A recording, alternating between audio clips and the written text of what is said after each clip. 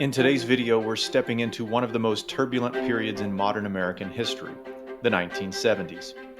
It was a decade of unraveling trust, shifting values, and the emergence of a new, powerful political force. From Watergate to religious revivalism, from the Vietnam War to the rise of Ronald Reagan, this era reshaped America's political and cultural identity. We'll examine how the American public lost faith in its institutions and how a new conservative movement rose to fill that vacuum. Let's get started.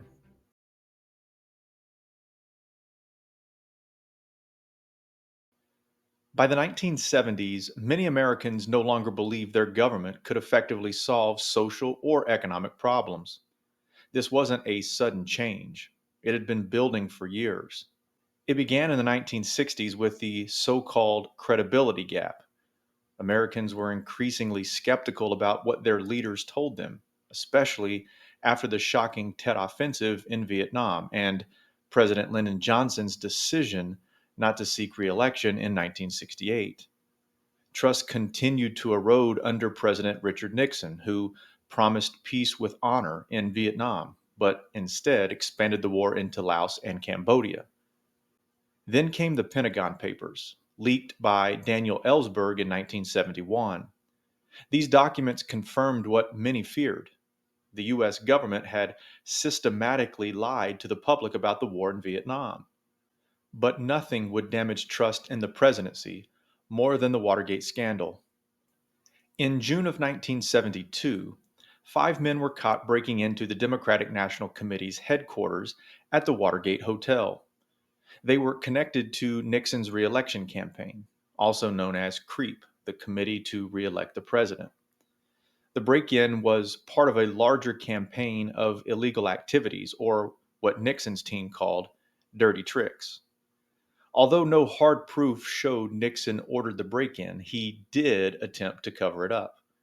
Over time, this became painfully clear. Things worsened when Vice President Spiro Agnew resigned in 1973 for accepting bribes while governor of Maryland. He was replaced by Congressman Gerald Ford from Michigan. That same year, Nixon fired Special Prosecutor Archibald Cox in what became known as the Saturday Night Massacre. In protest, the U.S. Attorney General and his deputy resigned.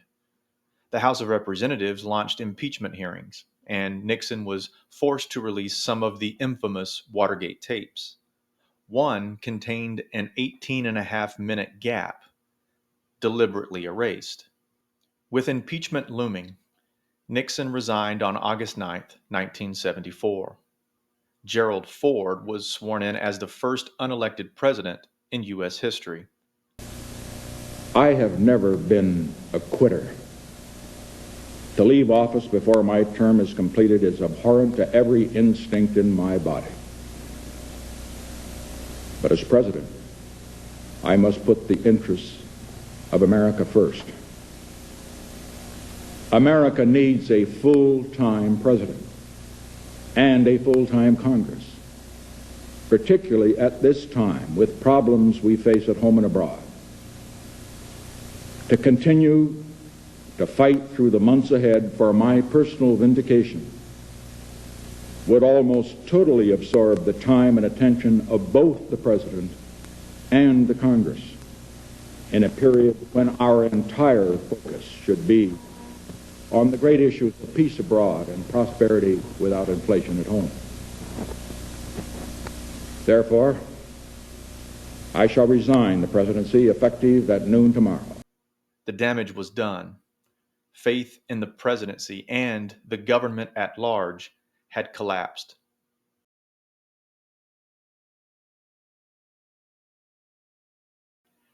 As liberal confidence declined, conservatives saw their opportunity. By the late 1970s, the right was no longer reacting, it was organizing and advancing. The rapid culture changes of the 1960s and early 70s disillusioned many liberals and stunned the political left. For conservatives, it was a moment to reshape American life. A major engine of this change was demographic. The Sunbelt, a swath of states across the South and Southwest, saw explosive population growth. By 1980, more Americans lived in the Sunbelt than in the older industrial Northeast and Midwest. With that shift came a new political outlook. The South and West had strong populist traditions and deeply distrusted federal government expansion and regulations. This was repeatedly true in the West, where environmental laws and land use regulations sparked what became known as the Sagebrush Rebellion. This movement portrayed the West as a victim of overreaching federal government. Protesters demanded that federally owned land be opened up for private development. At the same time, suburbanization was reshaping American culture and politics. While not all suburbs were conservative, many of the most militantly conservative communities, like Orange County in California, were deeply suburban. Life in these suburban enclaves reinforced traditional values and a skepticism toward the growing complexity of modern government.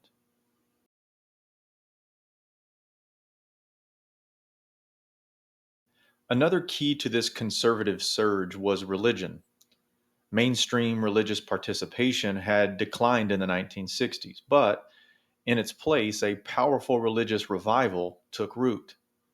Some of it was strange, like cults such as the Church of Scientology, the Unification Church, and tragically, the People's Temple, whose members committed mass suicide in Guyana in 1978. But the real engine of religious conservatism was evangelical Christianity. These born again Christians emphasized personal salvation through direct experience with Jesus. Evangelicals had long been part of American religious life, but now they began asserting themselves in the political arena. By the late 1970s, more than 70 million Americans identified as born again Christians.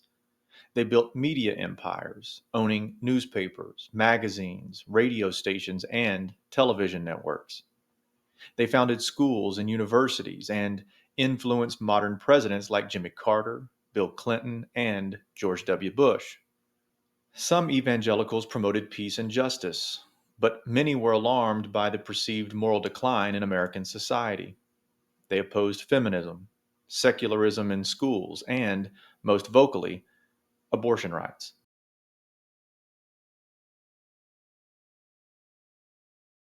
Out of this religious revival came political power. In the late 1970s, the Christian right emerged. Fundamentalist preacher Jerry Falwell launched the Moral Majority, a political movement that quickly gained national influence. Pentecostal preacher Pat Robertson followed with his own movement and later created the Christian Coalition in the 1990s. These organizations opposed abortion, feminism, divorce, and homosexuality. They called for a return to traditional family values and supported a strong national defense and free market economics. Some even rejected evolution and pushed for biblical creationism to be taught in schools. Evangelical Christians weren't alone. The Catholic Church also emerged as a strong voice for tradition, especially in its opposition to abortion. Many Catholics joined evangelicals in fighting for conservative causes. Mormons, too, became active. Historically private about their politics, many Mormon businessmen and leaders began supporting conservative campaigns and running for office.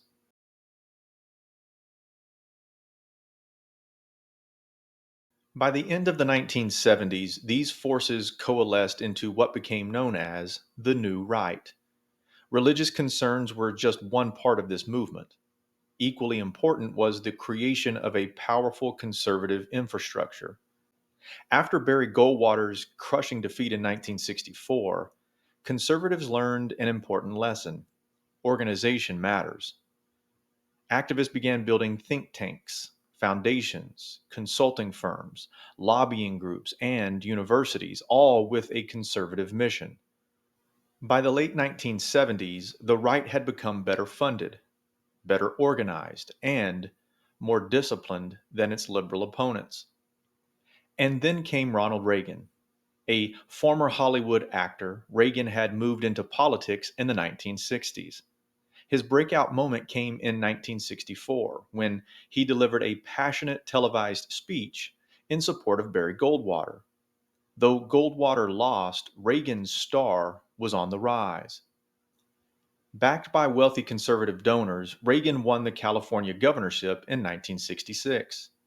He served 2 terms and used this platform to refine his message: limited government, strong defense, and traditional values. He was the perfect embodiment of the new conservative movement, and in the coming years, he would rise to the highest office in the land, transforming American politics for a generation. The 1970s was a decade of deep mistrust.